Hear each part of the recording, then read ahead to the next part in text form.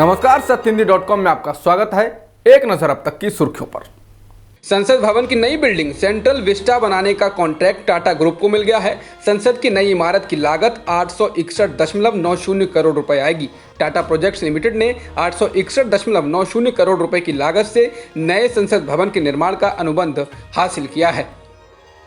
बाबरी मस्जिद विध्वंस के मामले में सीबीआई की विशेष अदालत 30 सितंबर को फैसला सुनाएगी। इस मामले में पूर्व उप प्रधानमंत्री लालकृष्ण आडवाणी, बीजेपी के पूर्व अध्यक्ष मुरली मनोहर जोशी, उमा भारती, कल्याण सिंह सहित 32 लोग अभियुक्त हैं। सीबीआई की लखनऊ स्थित विशेष अदालत के जज सुरेंद्र कुमार यादव ने बुधवार को इस तारीख को फैसला सुनाने के लिए मुकर्रर किया है। इस महीने की शुरुआत में अदालत ने सभी 32 अभियुक्तों के बयान रिकॉर्ड कर लिए थे।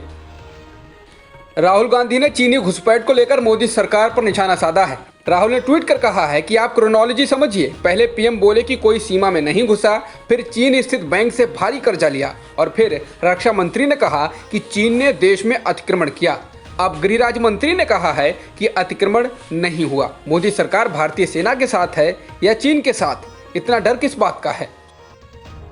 चीन ने भारत से कहा है कि वो तत्काल अपनी गलत हरकतों को सुधारे और जल्द से जल्द चीनी सेना से उलझना बंद करे। चीन के विदेश मंत्रालय के प्रवक्ता वांग वेनबिन ने कहा कि हाल ही में भारत चीन वास्तविक नियंत्रण रेखा पर हुए संघर्ष के लिए भारत जिम्मेदार है। भारत की सेना ने ही द्विपक्षीय सहमतियों का उल्लंघन किया और अवैध तरीके से सीमा पार कर उकसाया। सीमा क्षेत्र में यथास्थिति को एक तरफा कार्रवाई करते हुए बदला और चीनी सैनिकों को धमकाने के लिए गोलियां चलाईं। बता दें, चीन के इस बयान से एक दिन पहले ही भारत के रक्षा मंत्री राजनाथ सिंह ने संसद में भारत चीन तनाव पर बयान देते हुए चीन पर सीमा के उल्लंघन का आरोप लगाया था।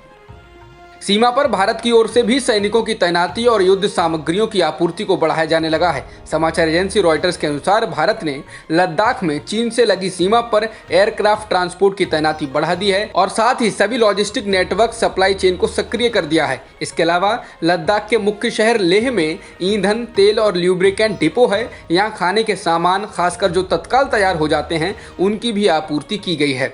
बता दें, लद्दाख में सर्दी दस्तक देने वाली है। कड़ाके की ठंड में तापमान 0 से बहुत नीचे चला जाता है और तनातनी के बीच जवानों को इस बार वहीं तैनात रहना होगा। भारत में जल्द ही रूस की corona virus vaccine Sputnik V का क्लिनिकल ट्रायल किया जाएगा। इसके लिए भारत की medicine company doctor Reddy laboratories और रूस के डायरेक्ट इन्वेस्टमेंट फंड ने करार किया है। इस समझौते के तहत भारत में डॉक्टर रेड्डी लैब रूस के कोरोना वायरस वैक्सीन का क्लिनिकल ट्रायल करेगी। ट्रायल सफल रहने पर रूस डॉक्टर रेड्डी लैब को 10 करोड़ स्पुतनिक वी का डोज देगी। सरकार ने एक बार फिर चीनी घुसपैठ को लेकर कहा है कि पिछले 6 महीने में भारत चीन सीमा पर कोई घुसपैठ नहीं हुई है। ऐसा गृह राज्य मंत्री नित्यानंद राय ने राज्यसभा में कहा है।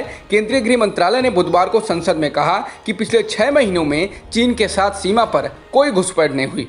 बता दें, इससे पहले पीएम मोदी भी कह चुके हैं कि हमारी सीमा में ना कोई घुसा है और ना ही घुसा था, जिसके बाद उस बयान को चीनी मीडिया ने काफ़ी चलाया था।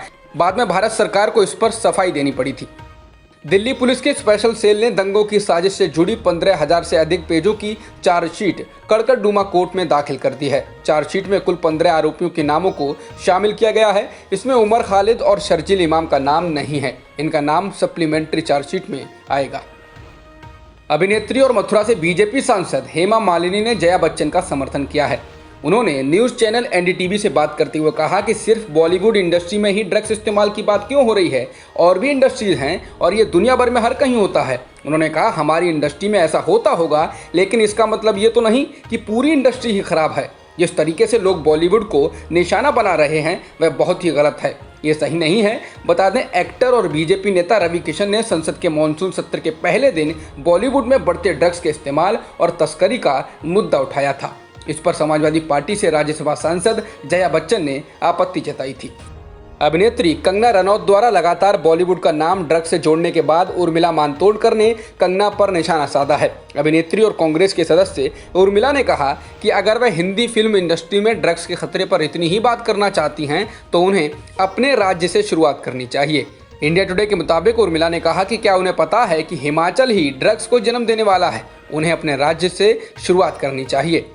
भारतीय शास्त्रीय नृत्य, कला, स्थापत्य और कला इतिहास को अंतर्राष्ट्रीय कला मंच पर स्थापित करने वाली कपिला वात्स्यायन नहीं रहीं। उन्होंने दिल्ली स्थित अपने निवास पर 92 वर्ष की उम्र में अंतिम सांस ली। उनके भाई और कवि व आलोचक केशव मलिक ने इसकी पुष्टि की है। भारत में जल्द ही रूस की corona virus vaccine Sputnik V का क्लिनिकल ट्रायल किया जाएगा। इसके लिए भारत की medicine company doctor Reddy laboratories और रूस के डायरेक्ट इन्वेस्टमेंट फंड ने करार किया है। इस समझौते के तहत भारत में डॉक्टर रेड्डी लैब रूस के कोरोना वायरस वैक्सीन का क्लिनिकल ट्रायल करेगी। ट्रायल सफल रहने पर रूस डॉक्टर रेड्डी लैब को 10 करोड़ स्पुतनिक वी का डोज देगी। भारत में कोरोना संक्रमितों का आंकड़ा 50,41,000 से अधिक हो गया है और मृतकों की संख्या भी 82,000 से ज़्यादा हो गई है। फिलहाल एक्टिव केस 9,98,000 के पार हैं।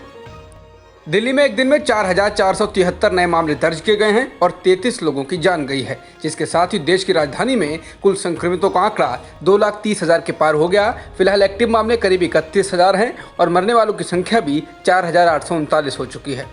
उत्तर प्रदेश में एक दिन में 6,337 नए कोरोना संक्रमण के मामले दर्ज किए गए हैं और 86 लोगों की मौत हुई है, जिसके साथ ही राज्य में संक्रमितों का आंकड़ा 3,30,000 के पार हो गया है और मृतकों की संख्या 4,690 हो गई है। जॉन्स हॉपकिंस यूनिवर्सिटी के मुताबिक दुनिया में संक्रमितों का आंकड़ा 2,96,00,000 से ज्यादा हो चुका है और मृतकों की संख्या 9,35,000 के पार हो गई है। फिलहाल 2 करोड़ से अधिक लोग ठीक भी हो चुके हैं। जॉन्स हॉपकिंस यूनिवर्सिटी के मुताबिक अमेरिका में संक्रमितों की संख्या 66,06,000 से ज़्यादा हो गई और मृतकों की संख्या 1,95,000 से ज़्यादा हो चुकी है। इसके अलावा ब्राज़ील में भी संक्रमितों की संख्या 43,82,000 से ज़्यादा है और मृतकों की संख्या 1,33,000 के पार है। अब तक की खबरों में इतना ही। बाकी खबरों के लिए बने रहिए सत्यहिंदी.com के साथ।